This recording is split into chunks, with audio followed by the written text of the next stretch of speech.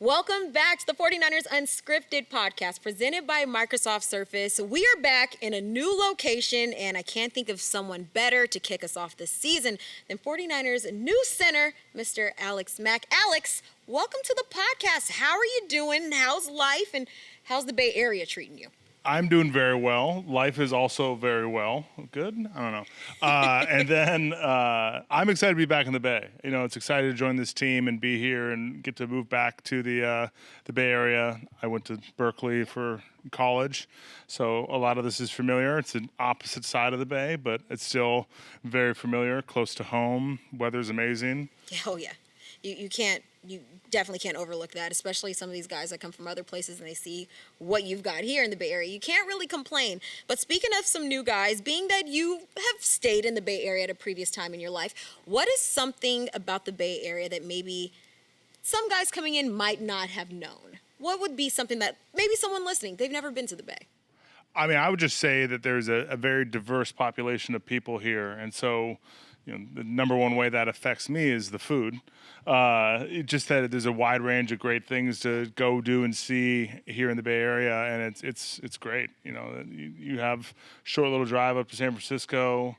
There's a couple good pockets here in San Jose. I mean, life's good. Life is good. I love that you brought up food, but we're going to put a pin in it. We're going to talk about food in just a second. But I want to talk about you being back under your former offensive coordinator, now 49ers head coach, Kyle Shanahan. But just from like thinking back to when you were with the Falcons and were with Kyle Shanahan, what is it about his coaching style that you were like, this isn't a pretty bad place to be back under Kyle and what he likes to do?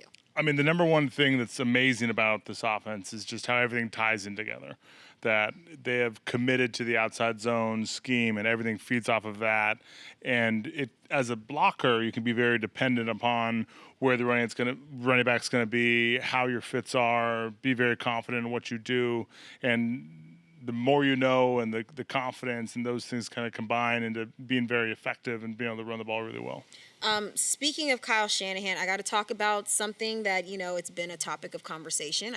It's kind of like the elephant in the room, so to speak. We got to talk about the sweat. Yeah, Kyle talked about it. Jimmy talked about it. I know, what was it? Matt Ryan would have, was it you? Have you changed? Yeah, that was me. Midway? Yeah, it's been a story my whole career, and boy, do I love talking about it. Let's get it on the podcast. Oh, yeah. You sweat. You work hard. I mean, everyone's sweaty out there. It just doesn't matter for every other position because, you know, they don't have to touch the ball necessarily.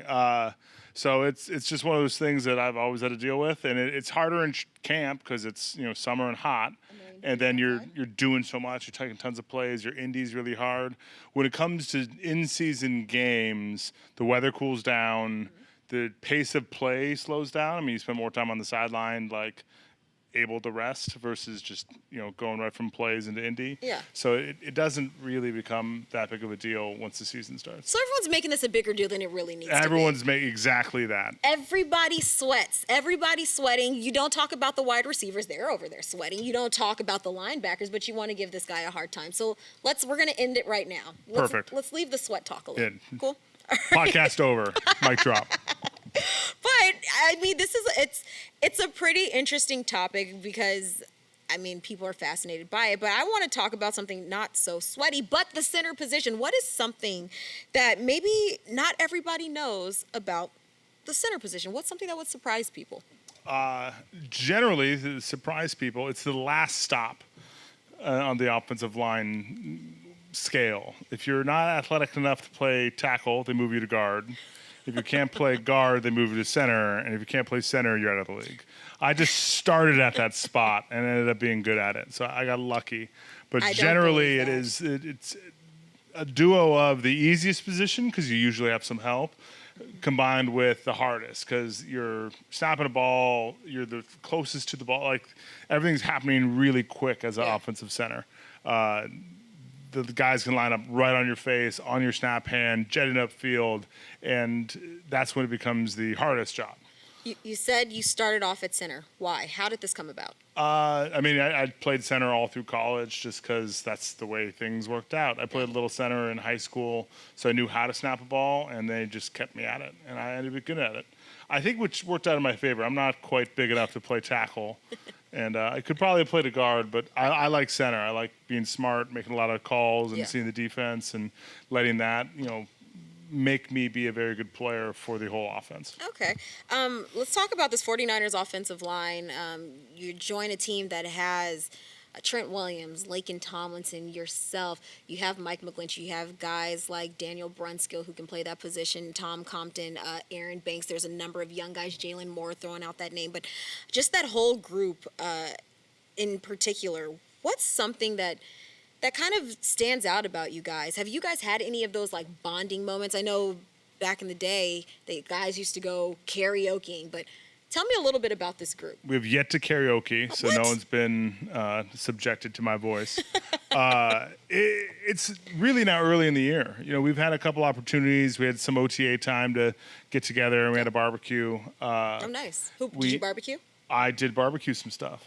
Laken also showed off his amazing jerk chicken. Ooh. But we had a good get together, and everyone came out, and it was fun to see everybody, and it was fun to bond. I think that the number one way you will bond is playing games, being out there, going through the hardship of a season. Mm-hmm. That's where things will really get forged. Now we all went through camp together, and we did those hard long days of camp, but it won't congeal quite as much as when you've played with those guys and you're on the field and you really get that experience. Yeah, the best ways to bond being on the field and also food in particular. Yeah, like barbecue. We have some food and playing.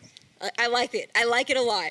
You've also had the chance to meet now retired former 49ers left tackle Joe Staley. He's been around during training camp. I know he comes out to a couple of practices, but how has your interactions been with him? What have you taken away from a guy like Joe? Joe's a good dude. I've met him a couple times now. We actually look like siblings. Pull a picture somewhere. But he's a nice guy. He's definitely one of the best to ever do it, and it's great to see him come back and kind of, join in, give a couple tidbits to the tackles. But he's just always been a hardworking guy, and it was fun to talk to him about what he likes about, what does he miss, what does he like, and kind of poke his head about that. When you're at practice, you're at camp or whatever it is, you're not really focusing on everything that's going on behind you because your focus is kind of right in front of you. Snap the ball and you're, right there under center. So maybe you're not paying that much attention to all the positions, but maybe it's somebody on the D-line, maybe it is someone on offense, but is there somebody that may have impressed you or maybe stood out? You're like, wow, this kid's got something. Our defense is impressive, the way they come off the ball, and if they can continue that and stay healthy all year long, it's going to be a major problem for opposing offensive lines, just because they were a problem, and it took a lot of practice and a couple days into camp before we kind of figured out how to get some blocks done. Just a very disruptive defensive front. So I'm excited about watching that on the sideline and hopefully seeing other people struggle. I think 49ers fans are definitely excited to hear that one. But all right, this week taking your first trip of the season, heading to Detroit. You guys are taking on the Lions. What is Alex Mack binging? If you were going to binge watch something, what would you watch? The answer should be film. I should be binge watching film on Detroit. Right. Totally. Done. What have I Uh-huh. watched? I started Shameless a while ago. Okay. I started that all over again. It's an entertaining show. Not too serious that you can't zone out and get lost in the plot. Okay. But I like it. Okay. It's pretty easy to just always let it set on play. Okay, I like that one. All right, I told you we're going to put a pin in it. We're coming right back around to it. That's my favorite topic, and that's food. I know that you, on your Instagram account, you and your wife have a fantastic series, which revolves around you in the kitchen. I think my favorite episode was muffins or something that wouldn't come out of the pan. Yeah, sometimes it's great successes and sometimes just terrible failures. It's fun. So I like to do some cooking. I learned way back when, and I've just, as a hobby, it's one of those things I like doing. So sharing that is a great way to connect with fans and try to post a video every once in a while. Most recent thing I haven't shared is I made waffles. Okay. Which was very exciting. Okay. I like waffles. Yeah.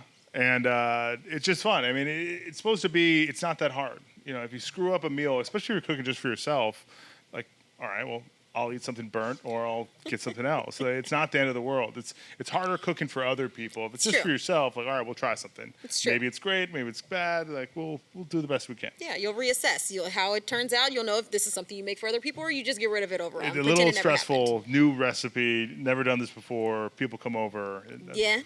It can be a little tough. Yeah. All right. What is Alex Mack's specialty? But I love to do rack of lamb.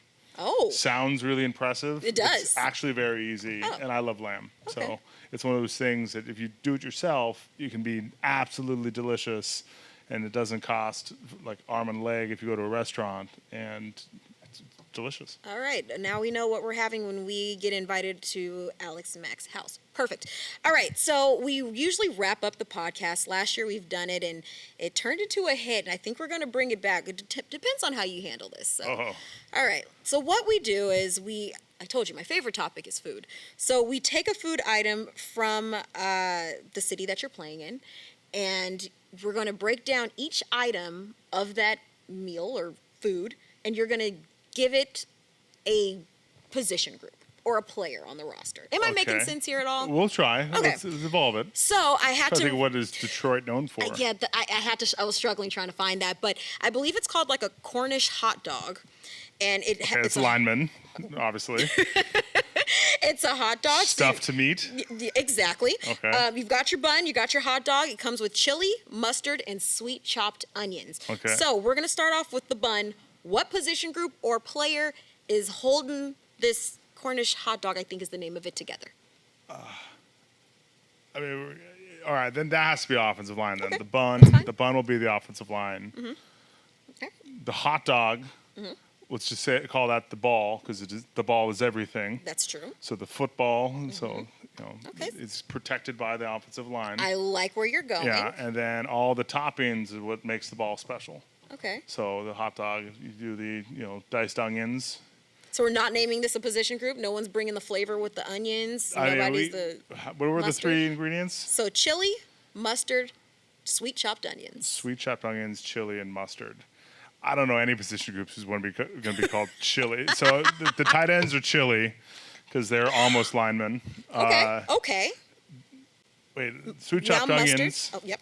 Mustard. Okay. Mustard will be the running back because Okay. they're spicy. Ooh. And the wide receivers will be The sweet. Just sprinkle sweet that on chopped top. onions. Sprinkle the wide receivers Yeah. on top. That, ladies and gentlemen, is an Alex Mack Cornish hot. I'm probably purely getting this offensive. Yeah, hot purely dog. offensive. It's cool because it's his and it does not matter. With that, Alex Mack, it was an absolute pleasure. Thank you for stopping by the Unscripted podcast, and we cannot wait to see you on the field as a San Francisco 49er. Yeah, can't wait. It'll be a great time. It'll be a blast. Hey, faithful, click here to subscribe.